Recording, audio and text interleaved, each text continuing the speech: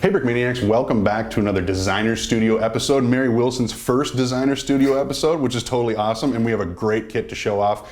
This is the updated Bradley. But before we dive into that a little bit, Mary, tell me about yourself. What brought you to Brickmania? You know, welcome to the team. So much to say on a first episode. Yeah, so I just graduated from the University of Minnesota with a Bachelor of Science in Product Design. And actually one of my professors is neighbors with someone else who works here.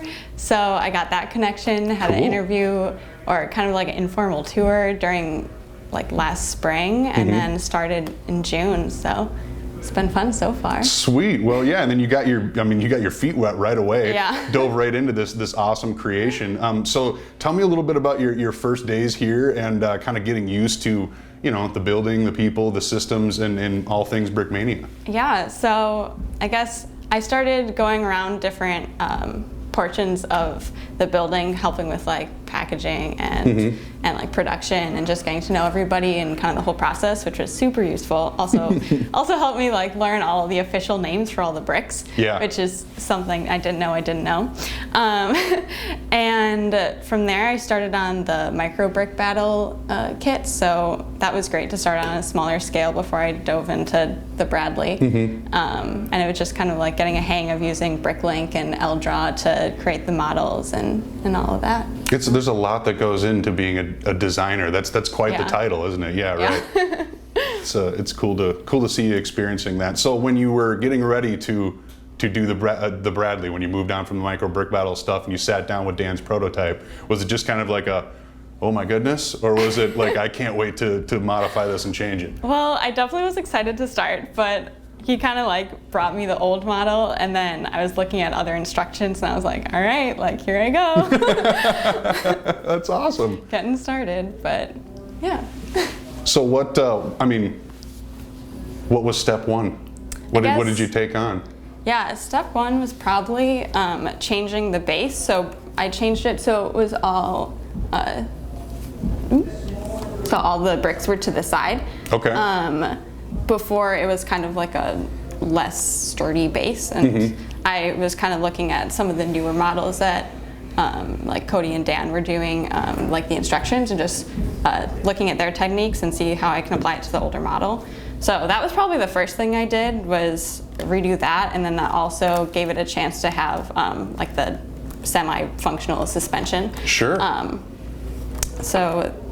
Which, especially for people who like to do those terrain-heavy mocks, that suspension is something that's really cool to show off, especially with a little good photography. Yeah, and also with that, that was when I think Cody showed me how to, like our little hack with the cone and the wheel. Yes, stretching the rubber over the tire. That, since it came out in like the first kit, it's been showing its head up all over the place. Yeah, I mean it's perfect scale for this Bradley, so I used that, and that was pretty funny to use that unorthodox Lego technique, but pretty fun.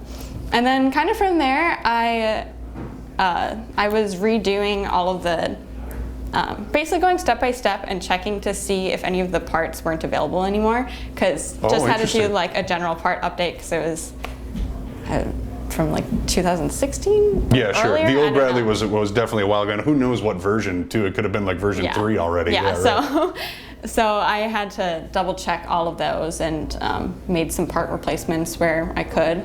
I was double checking all of the scale and stuff, which seemed pretty good, which is why when you look at it, a lot of the details look the same. But I added some new features with different hatches, and you can actually take off this back part. And so you can get more minifigs in there, which I think is really great. Yeah, that's some sweet playability. Yeah. So that was one bigger request. Ooh, just breaking everything. Sorry, better you than me. Disintegrate. Yeah, I guess it's my model. It's better. Yeah.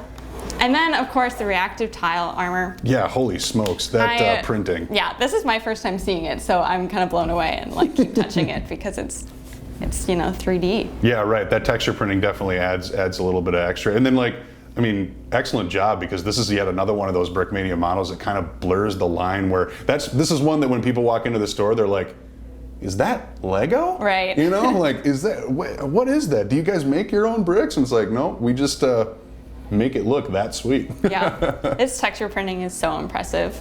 This way, I keep touching it. Well, cool. I'm really glad that you're happy with your initial model. Obviously, the Brick Maniacs were, because it sold out in its initial weekend, but we will have more coming back. This will be the Bradley going forward. Anything else you'd like to touch on this design? I don't know. I think that's about it. Okay, sweet. Well, it does come with one minifigure, so now let's kick it over to Landon, hear a little bit more about the minifig that's included with this Bradley.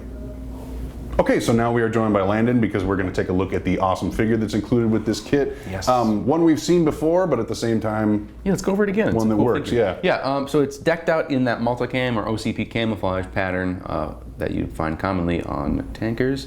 One thing to note with these tanker boots, sometimes I guess the thought is that laces they have a higher chance of getting caught on things. They maybe also constrict blood flow a little bit, and that's kind of a thought going back to World War I, World War II, and you'll still see that tradition kind of carried on today in their footwear. So there's this big leather belt that wraps around the boot once or twice, and I have that represented here on the boots. Moving up, simple loadout. Again, they're inside of a vehicle, so we have this plate carrier vest with some fragmentation resistant fabric. I think that's part of that. Represented here with the webbing. Moving around, we have the patch. Again, they're inside of a vehicle, so the need to be completely subdued is a bit less, but they are still identified. But they're wearing that the full color patch on their shoulder, red, white, and blue, and with the yellow border. And so then, just because they're in a vehicle, so they don't necessarily need to be as sneaky, I guess. Sure. And what else? Moving up, we have the tanker helmet with the comm set, and then we have the balaclava and goggles with a little bit of simulated reflection on there. So maybe he's peeking his head out of the hatch, and you can kind of see the horizon line in the goggles. And that's the figure. Okay, that's. Do you really have cool. any questions? Well, that's one of those things where that's why I like to hear him talk about some of this stuff, because you look at it and your figures, especially the modern ones, there's a lot to unpack. You can stare at the artwork for a while, and that's before you even get to the Easter eggs. But then that kind of stuff, there's a reflection in the goggles. How the heck would you ever know that looking at the figure unless you hear the designer talk about it? So that's one of the reasons we do these, and that's really cool. I mean, it is a ton of fun doing all the research for this and trying to get it historically accurate. We're trying to do stuff that we want to do, that we're actually interested in. We're not just watching the market to see what everybody else is doing. So it's fun to actually kind of trailblaze with these different types of figures and different pieces of artwork within those figures themselves. So a lot of fun. Brilliantly put. Could have said it better myself. So that is the Designer Studio episode for the new Bradley with all of this awesome texture printing designed by Mary Wilson. Make sure to tune in next time when we take another look at another Brickmania kit.